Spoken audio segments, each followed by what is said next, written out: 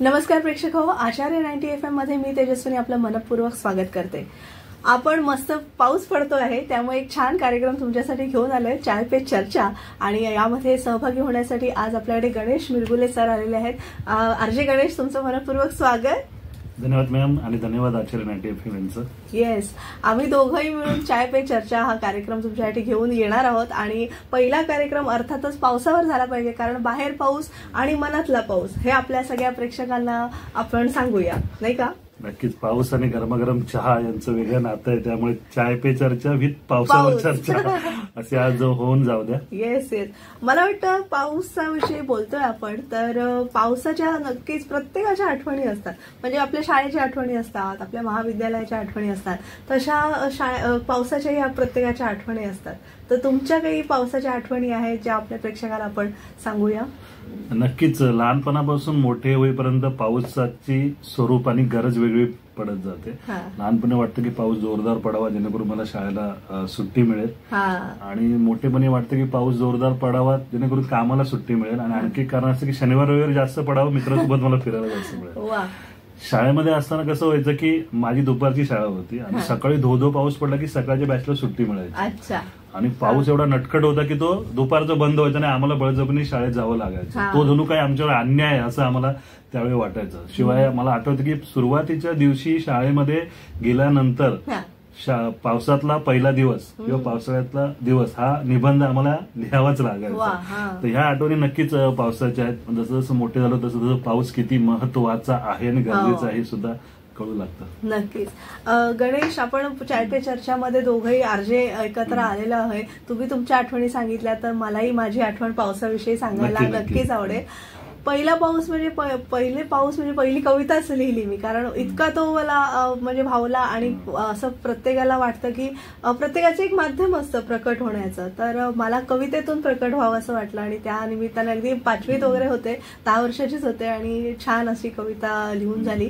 विशेष म्हणजे पाऊस आला की पावसाचं म्हणजे सगळा श्रावण वगैरे सुरू होतो, त्यामुळे मग आई बरोबर मला आईच्या माहेरी म्हणजे देवगडला जायला मिळायचं. आणि पूर्ण सगळे आईच्या म्हणजे माझ्या आजोबाचे करंदीकर फॅमिली आम्ही सगळे येऊन आणि सगळा श्रावणात सोहळ्याचा आनंद घ्यायचो. माझ्या आजोळी एक छान नदी वाहते, मोठी अशी नदी, आणि तिथे नदीचंही स्वरूप ते पावसामध्ये म्हणजे एरवी नदी शांत अशी शांतपणे वाहत असते, पण ते आजोळी गेल्यावर ती जी नदी आहे ती अशी दुधडी भरून व्हायची आणि इतकं त्या नदीला म्हणजे असं रौद्ररूप धारण करायची की अशी भीती वाटायची. आणि आजोळी आम्ही तेव्हा आमच्याकडे प्रायव्हेट गाड्या वगैरे तेव्हा नव्हत्या, आम्ही असं एसटीने जायचो. आणि प्रत्येकाचे एसटीचं नातं हे तेव्हापासून म्हणजे प्रवास कुठला आता जरी आपण फ्लाईटने फिरत असलो तरी एसटीची जी आवड आहे ना ती अजून आहे. अजूनही वाटतं की आपण एसटीने जावं. आमच्या कोकणामध्ये कोकणची आहे, तर तुम्हालाही कोकणातला पाऊस हा खरंच पाऊस कुठे अनुभवावा तर कोकणात अनुभवावा असा तो कोकणातला पाऊस असतो. एकतर नदीचं झालं, नदी खूप छान. आत्ताच देखील कोल्हापूर कोकणामध्ये भरपूर पाऊस झालेला आहे आणि संततधार पाऊस आहे, त्यामुळे सगळ्या नद्या अशा दुधडी भरून वाहत आहेत, असं सगळं स्वरूप आहे. आणखी कॉलेजमध्ये पाऊस आपल्याला वेगळ्या रीतीने भेटतो, नाही का? म्हणजे कॉलेजमधल्या मैत्रिणी असतातच, आणि त्यात पावसात एका छत्रीमध्ये मैत्रिणीबरोबर फिरणं हा सुद्धा एक वेगळा आनंद असतो. तर तुमच्या कॉलेजच्या आठवणी आहेत का? आता तुम्ही जो विषय काढला त्या विषयावरूनच तुम्हाला कविता सांगतो. जे ऐकणारे श्रोते आहेत त्यांनी अशी कल्पना करा की तुम्ही आहात, सोबत तुमची मैत्रीण आहे आणि सोबत फक्त एकच छत्री. काय घडतं पुढे बघूया आपण. येस. ओल्या चिंब पावसातली ती थंडगार मैत्री, ओल्या चिंब पावसातली ती थंडगार मैत्री, आम्ही दोघं पावसात आणि दोघांमध्ये एकच छत्री. दोन्ही खांदे भिजलेले, जे साईडला होते छत्रीच्या बाहेर, दोन्ही खांदे भिजलेले जे सुके होते ना ते खेटलेले, दोन्ही खांदे भिजलेले जे सुके होते ते खेटलेले, शरीर अर्धे भिजलेले मन पुरे पेटलेले. आता होणार काही ना काही याची होऊन गेली खात्री, आम्ही दोघं पावसात, दोघांमध्ये एक छत्री. ओला ओला वारा अंगी ओलसर शहारा, ओला ओला वारा अंगी ओलसर शहारा, ओल्या चिंब देहावरती लोकांच्या कोरड्या नजरेचा पहारा. म्हणूनच मनातल्या विचारांना लावावी लागली कात्री, आम्ही दोघं पावसात. शेवटचं गडवं असं आहे, पाऊस पडला माझ्याच साठी असाच उगा निष्कर्ष होता. पाऊस पडला माझ्याच साठी असाच उगा निष्कर्ष होता. माझ्या थंडगार देहाला पेटवणारा तिचा तो अलगद स्पर्श होता. या साऱ्या विचारांनी आज झोप येणार नाही रात्री. दोघं पावसात दोघांमध्ये एकच छत्र. हो, खरंच आपण दोघंही कवी आहोत आणि आपलं काय म्हणतात ते आपले गुण सगळे छान जुळलेले आहेत, कवी गुण जुळलेले आहेत. मला गणेश तुम्हाला असं विचारायचंय की कवी आणि पाऊस यांचं फार जवळचं नातं असतं, कारण आपल्याकडच्या बऱ्याच साहित्य क्षेत्रामध्ये कवी जेवढे कवी होऊन गेले आहेत त्यांनी प्रत्येकाने पावसावर कविता लिहिलेलीच आहे. कुठलाही कवी आपल्याकडे असं नाहीये की म्हणजे बाबा बोरकर घेतले, कुसुमाग्रज किंवा मंगेश पाडगावकर, कुठलेही कवी घेतले तरी पावसावर कविता त्यांची नाहीये असं झालं नाहीये, बरोबर. तर तुम्हाला आवडणारे कवी कुठले आणि त्यांची कुठली कविता तुम्ही आज आमच्या समोर सादर करू शकता? खरं म्हणजे माझं असं मत आहे की पावसाळ्यात फुलं फुलतात तसं कवी फुलत असतो. आणि मी अजून खूप लहान आहे पण सगळेच कवींच्या मी कविता भरपूर ऐकलेल्या आहेत, वाचलेल्या आहेत. त्यांचं जे बोलण्याचा जो प्रकार असतो ना, मी आता ह्या युगात आहे त्यामुळे मला सौमित्रची जी गारवामधली जी कविता आहे ना ती बोलण्याची ती पद्धत खूप आवडायची. कारण पूर्वी लोक कविता ऐकतील असं मला कधी वाटत नव्हतं. आणि मला जेव्हा वाटलं की आपण कविता बोलू शकतो का वगैरे, तर ह्या कवींच्या कविता जेव्हा मी शाळेमध्ये होता कविता पाठांतर करणं हा त्यावेळी खूप करावंच लागेल त्यावेळेला. मग ती चाल देऊन कसं करता येईल, मग बहिणाबाईंची ती कविता आहे त्या कविता म्हणा किंवा इतर कविता म्हणा, या सगळ्या कविता वाचताना कुठेतरी आपल्यामध्ये एक अंकुर फुटत जातो कविता. आपण त्यांच्या एवढे वटवृक्ष कधीच होणार नाही हे मी आताही मान्य करतो. मला असं वाटतं की जसं फुल फुलतं तसं पावसामुळे कवी फुलत असतो आणि कविता रुजते त्याच्या मनात. आणि खरंच शाळेतलं एक कविता होती बघा आपल्याला, सांग सांग भोलेनाथ पाऊस पडेल का, ती या प्रसंगी आठवते. आणि सगळ्यासाठी खास होती एरे एरे पावसात तुला पावसात तुम्ही बाहेर पडले की कविता कंपल्सरी तुम्हाला म्हणावी लागायची. मी पण आईला प्रश्न विचारायचे, अगं आपण भोलानाथला म्हणतोय पाऊस पडेल का. खरंच, आणि त्या काळी अशी म्हणजे गावात असल्यामुळे अशी परंपरा होती, भोलानाथ खरंच यायचा आणि तो आपण त्याला औक्षण करायचो आणि पावसाचं विचारायचो त्याला, आणि वासुदेव यायचा आपल्याकडे. आणि अशी सगळी संस्कृती परंपरा आपल्या महाराष्ट्राने जपलेली आहे. तसंच आता पाऊस सुरू झाला की आपल्याला वारीची आठवण होते नाही का, पंढरपूरच्या वारीची. तो पण एक पाऊस आणि पंढरपूरची वारी, कारण वारीला जाणारे वारकरी अगदी जसा भक्तिरंगात भिजून जातो तसा पावसात चिंब भिजून जातो. तुमच्या वारीच्या काही आठवणी आहेत का? माझ्या मते जसं आभाळामध्ये ढग जमा होतात न सांगता, तसं न सांगता न बोलवता कुठल्या पद्धतीचं आमंत्रण न करता खरा वारकरी एकत्र जमा होतो. आणि पहिल्या पाऊलापासून पंढरपूर पर्यंत पोहोचेपर्यंत तो मुसळधार भक्तीने ओलाचिंब झालेला असतो. तर मी पंढरपूरला जाण्याचं भाग्य मला कधी भेटलं नसलं तरी मी नेहमी असं सांगतो की चाहता मी जिंदगीचा, आयुष्याचा भक्त मी अट्टल आहे. चाहता मी जिंदगीचा, आयुष्याचा भक्त मी अट्टल आहे. जगणे कधीच नव्हते कठीण मला, कारण आई माझी माऊली आणि बाप माझा विठ्ठल आहे. खरंच खूप सुंदर. आणि पंढरपूरची वारी म्हणजे प्रत्येकाने अनुभवावी असा तो दिव्य क्षण असतो. आणि सगळ्या दिंड्या ज्या निघतात आणि दिंड्या पताका घेऊन जे वारकरी निघतात अगदी महाराष्ट्राच्या कानाकोपऱ्यातून आपल्याकडे. आणि मला तर वाटतं आता फक्त महाराष्ट्रापुरताच हा सण समारंभ राहिला नाहीये, तो पूर्ण भारतातनं लोक येतात आणि या वारीमध्ये सहभागी होतात. त्याचं सगळं फुटेज आणि आपण सगळं सोहळा आपण आपल्या मीडियाच्या माध्यमातून पाहू शकतो. तसंच त्यानंतर आठवण होते ती कॉलेजमधले, आपण मगाशी विषय घेतला तो तुम्ही गारवाचा उल्लेख केला. माझ्याही कॉलेजमध्ये असताना ती गारव्याची कॅसेट आली होती. आणि कॅसेट आली तेव्हा कसं कॅसेटचं युग होतं. आता सीडीज आल्या आहेत, पेन ड्राईव्ह आल्या आहेत, त्या आता मोबाईलवरती. तुम्ही ती कॅसेट ऐकली आहे का, ऋतू हिरवा आशाताईंची? आणि ती काय गाणी आहेत ऋतू हिरवा मधली. आणि अजूनही ती गाणी म्हणजे असं नाहीये की इतक्या 30-40 वर्षांपूर्वीची गाणी आहेत ती, पण तरी सुद्धा आपण ती गाणी अजूनही रिलेट करतो. मला आता तुम्हाला असं विचारायचंय की चित्रपटातली म्हणा किंवा नाटकांमधली म्हणा अशी जी काही पावसाच्या आधारित गाणी आहेत त्यातलं गाणं तुम्हाला कुठलं आवडतं? आताच्या काळातलं असेल किंवा पूर्वीच्या काळातलं? आता सध्या तरी ते चिंब भिजलेले गाणं खूप छान आहे. आणि हो, आणि ऋतू हिरवाची तर गाणी आशाताईंची तर मस्तच आहे. आणि ऋतू हिरवा आणि ऋतू जेव्हा जेव्हा पाऊस पडतो ना, तर हे गाणं मला नक्की आठवतं की पाऊस पहिला जणू सानूला बरसून गेला. ती सुरुवातच हळूहळूपणे होत असते आणि नंतर तो पाऊस अधिक भरत जात असतो. पण हल्लीची पिढी कशी टिपटिपरचा पाणी गुंतलेली आहे, त्यामुळे त्यांना तो शब्दातला जो ओला चिंबपणा आहे तो त्यांना कधी कळत नसेल. जसं आपण लहानपणी बोटी बनवायचो, पण आता बोटी बनवायचं कागदाच्या बनवायचं. तर मी नेहमी असं म्हणतो की पावसाच्या पाण्यालाही आजकाल वाटते सुने सुने, पावसाच्या पाण्यालाही आजकाल वाटते सुने सुने, कागदाच्या बोटी बनवणारे आता मोठे झालेत म्हणे. अरे वा, त्यांना तेवढा वेळ नाहीये असं. खरंच. आणि मला वाटतं तुम्ही गावाला कधी गेलात, म्हणजे पावसामध्ये कुठे फिरायला गेलात? कारण बरेचसे आपण आता सॅटर्डे संडे विकेंड्सना सुट्टी असते, तेव्हा जास्ती करून तरुणाई ही धबधब्यावर फिरायला किंवा कुठेतरी पर्यटनाला जातात पावसाळी पिकनिक करायला, सहल करायला. जर तुम्ही विचार केलात ना तर शक्यतो आजकालची पिढी फार्म हाऊस कडे जातात. जेवढे फार्म हाऊस आहे ना ते कोकण पट्ट्यामध्ये. सेकंड थिंग, गणपतीला आम्ही जेव्हा गावी जातो कोकणामध्ये, तेव्हा तो अफाट निसर्ग भरलेला असतो. तर तो गणपतीचा स्वतःला पुण्यवान करणारा एक सोहळा असतो. आणि त्या सोहळ्यामध्ये जेव्हा तुम्ही निसर्गाच्या सानिध्यामध्ये राहता, एक चांगली गोष्ट आहे की कोकण आता डेव्हलप होतंय, पण जेव्हा आम्ही कोकणात गावी जायचो तेव्हा रेंज नसायची मोबाईल, त्यामुळे जी मनशांती मिळते ना ते जेव्हा मोबाईलला रेंज नसते. खरं देहभान विसरून आपण त्या गणरायाच्या चरणी होतो. मोबाईलची रेंज नसताना तो स्वतःला चेंज करतो तो म्हणजे कोकण. वा, खरंच. पावसाच्या निमित्तानं तुमच्या काही चारोळ्या आहेत का, त्या आम्हाला ऐकू शकाल? नक्कीच. कसं आहे, पावसाची रात्र आहे, पावसाचा आहे दिवस, असाच पडत राहू पाऊस, हाच आहे नवस. वा. तर पावसाच्या दिवसाच्या आचार्य 90 FM कडून तुम्हाला सगळ्या खूप साऱ्या शुभेच्छा. माझ्या काही चारोळे मी या ठिकाणी पेश करतो.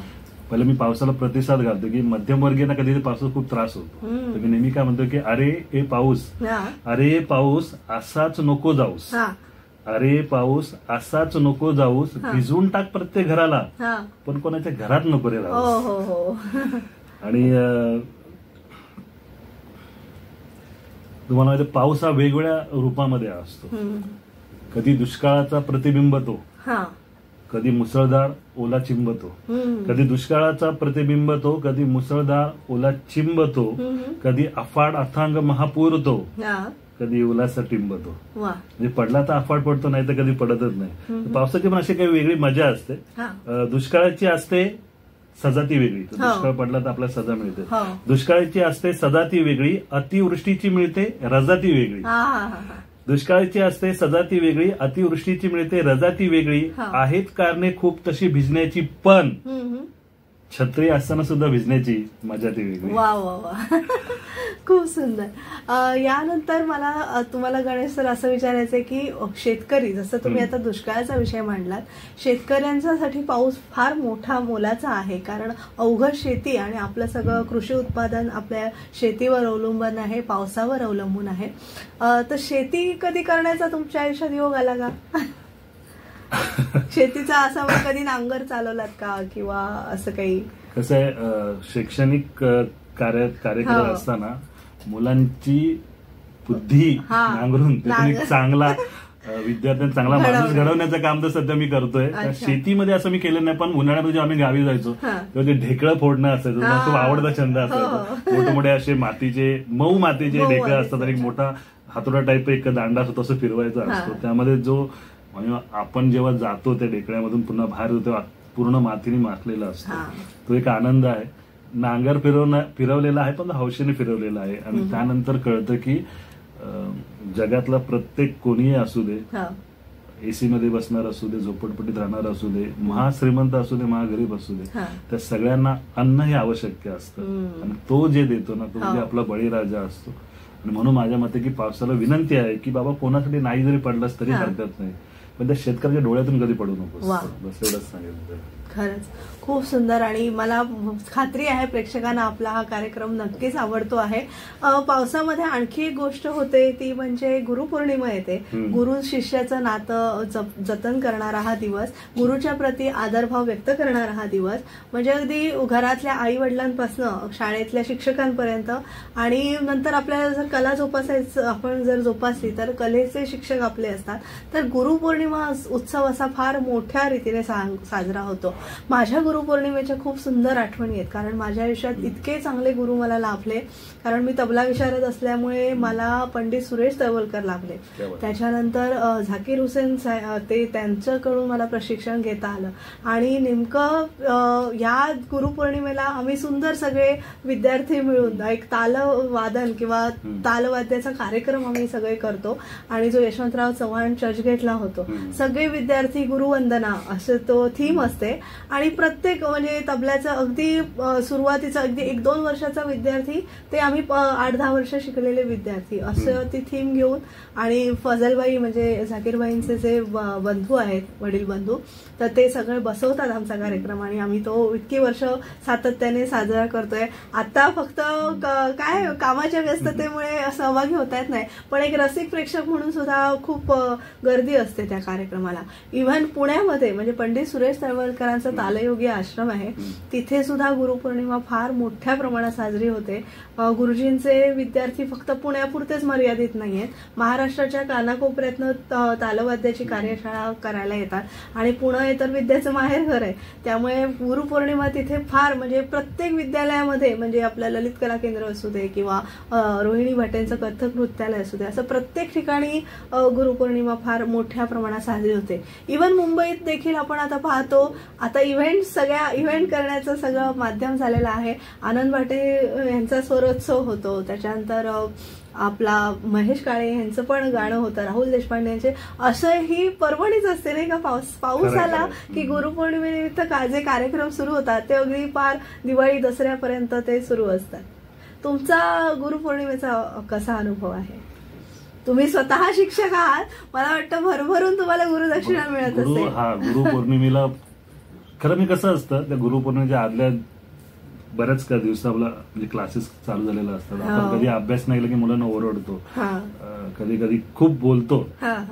तीच मुलं जेव्हा गुरुपौर्णिमेला ते गुलाब देण्यासाठी येतात ना, मग थोडं तो काटाने गुलाबाचा इथं टोचतो. अरे मी यांना एवढं बोललो तरी पण यांच्या मनात काही नाही. ते गुलाब आणतात, ते पेन आणतात, ते चॉकलेट आणतात. म्हणजे ते जे प्रेम आहे ना खूप भारावून टाकणारं का असतं. त्यांच्या मनात काय नसतं. आपल्याला मग म्हणजे आपण त्यांना एवढं ओरडतो, मग कशाला मी सरांना गुलाब द्यायचं, कशाला मी सरांना पेन द्यायचं, कशाला मी सरांना चॉकलेट द्यायचं, असं काय नसतं. ती गुरुपौर्णिमा खरोखर म्हणजे खूप बरं वाटतं की नशीब आहे की आपण या इंडस्ट्रीमध्ये आहोत किंवा या व्यवसायामध्ये आहोत.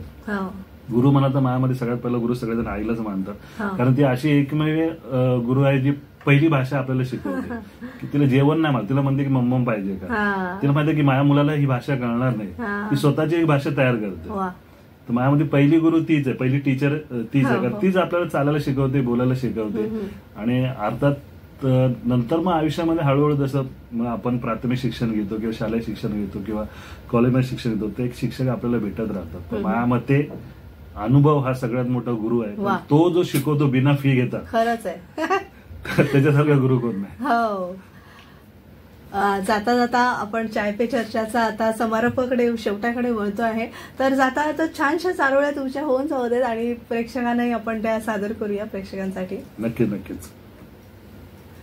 तुम्हाला माहिती असेल बरेचसे ऋतू आहेत, उन्हाळा आहे, पावसाळा आहे, हिवाळा आहे. पण पावसाळ्याला एक विशेष गंमत जमते, तुम्हाला सांगतो काय. सरकार ही कधी नव्हे ते घरी राह म्हणते, सरकार ही कधी नव्हे ते घरी राह म्हणते, बिझी मित्रांना लगेच मग भेटायला जमते. किती बिझी असू दे पण त्याशी भेटतात ते.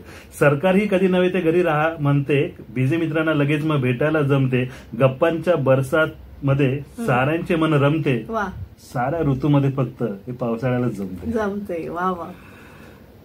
अजून एक सांगतो, थोडी रोमॅन्टिक आहे.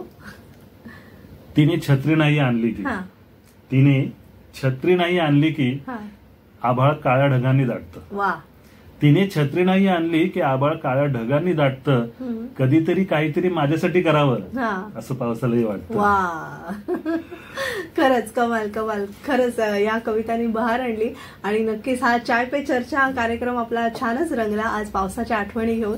आणि सगळे ऋतू आता सुरू होतील, ऋतू हिरवा, ऋतू बरवा आणि सगळे सण सोहळे आता सुरू होतील आणि एक आनंदाची, उल्हासाची आणि काय म्हणतात ऐश्वर्याचे सगळे दिवस आता सुरू होतील.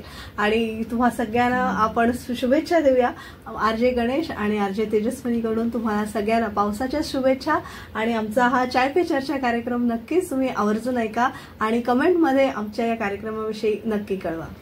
जसं मॅम म्हणाल की ऋतू हिरवा, ऋतू बरवा, ऐकत राहा आचार्य 90 FM आज, उद्या आणि परवा. वा धन्यवाद. मला इथं बोलायला त्याबद्दल मनापासून आभार. येस, खूप खूप आभार. चाय पे चर्चामध्ये मी आरजे तेजस्विनी आपला निरोप घेते. धन्यवाद.